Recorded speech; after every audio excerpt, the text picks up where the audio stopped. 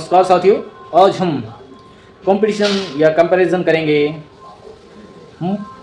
Batman और dare devil के बीच में। आप लोगों ने वीडियो देखी होंगी असल में मून नाइट और बैटमैन के कंपैरिजन में, लेकिन हम ठीक दूसरा, क्योंकि मेरे को लगता है कि बैटमैन और मून नाइट का कोई वो ही नहीं है कंपैरिजन, क्योंकि एक के पास पावर है और एक के पास सुपर पावर नहीं है।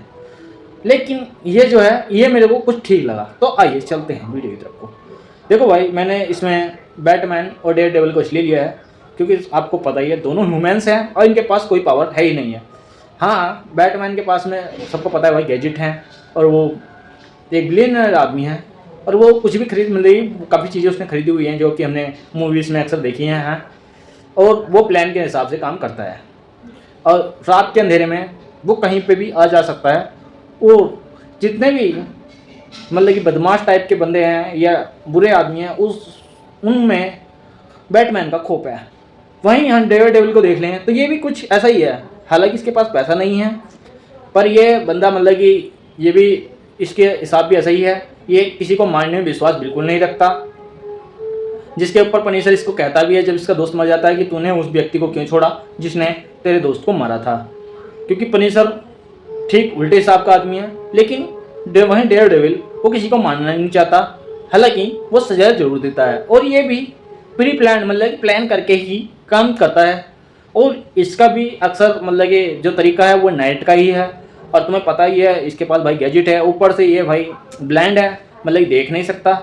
इसके पास में जो भी अपना वो है मतलब कि जो चीज़ें ये करता है वो अपने एक्सपीरियंस से और अपने सेंस के अनुसार करता है।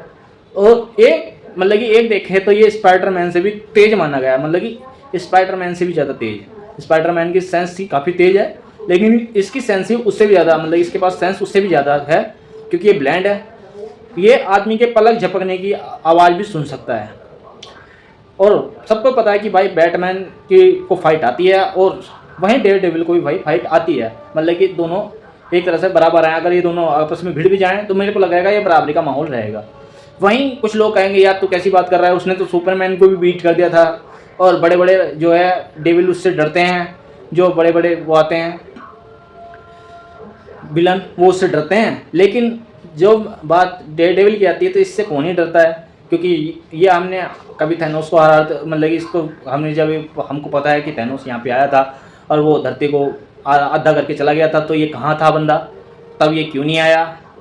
तो भाई देखो भाई, बात ऐसी है कि जैसे हर जगह मतलब ये बैटमैन भी नहीं जाता, तो ऐसी ये भी ऐसी है कि शायद ये अपनी इसलिए नहीं जाता क्योंकि इसको लगता है कि हाँ अभी जब बड़े बड़े हीरोज़ हैं मतलब कि इससे बड़े शायद वो संभाल लेंगे, या फिर ये गया भी हो तो हमने उसको दिखाया ही ना गया हो कि इसने काम तो किए होंगे, ऐसा नहीं।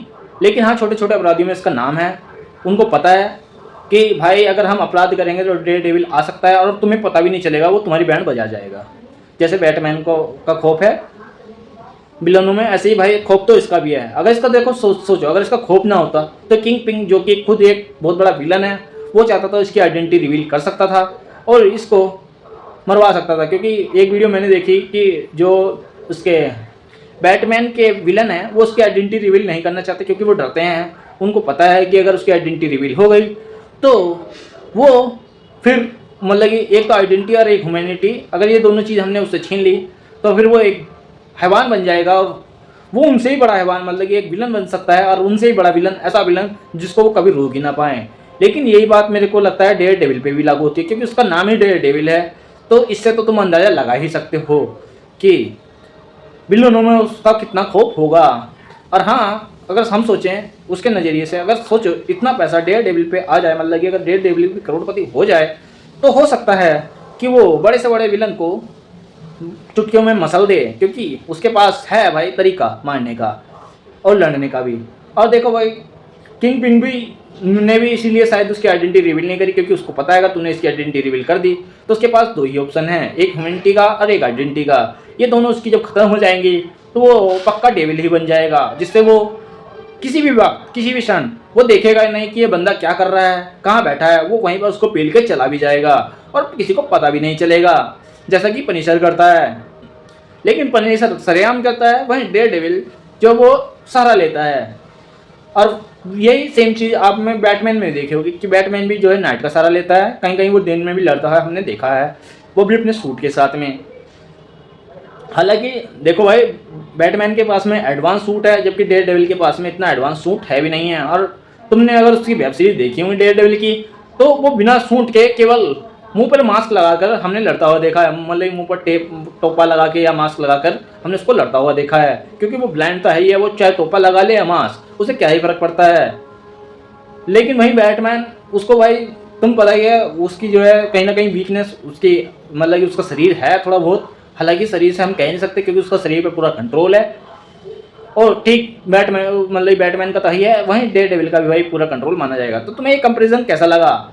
मुझे लग रहा है तुम इस कंपैरिजन से बिल्कुल राजी होंगे, क्योंकि भाई मैंने दोनों की बात एक जैसी ही करी है। और दोनों मतलब कि देखने हुए तो भाई है ही ऐसे, क्योंकि भाई दोनों के पास देखो भाई सुपर पावर है ही नहीं। वहीं मून नाइट का तो तुमने पता ही है कि भाई मून नाइट को तुम कितनी भालू और चाकू, भाले चाकू गोलियां मार लो, उसको फर्क पड़ने वाला ही नहीं है, क्योंकि अगर वो मर भी गया तो भी वो जीवित हो जाएगा। तो ऐसे व्यक्ति से हम बैटमैन का सामना नहीं करवा सकते, क्योंकि भाई बैटमैन को गोली लगती भी है, हमने देखा है, उसको चोट लगती है और वो अपनी मरहम पट्टी भी करता है।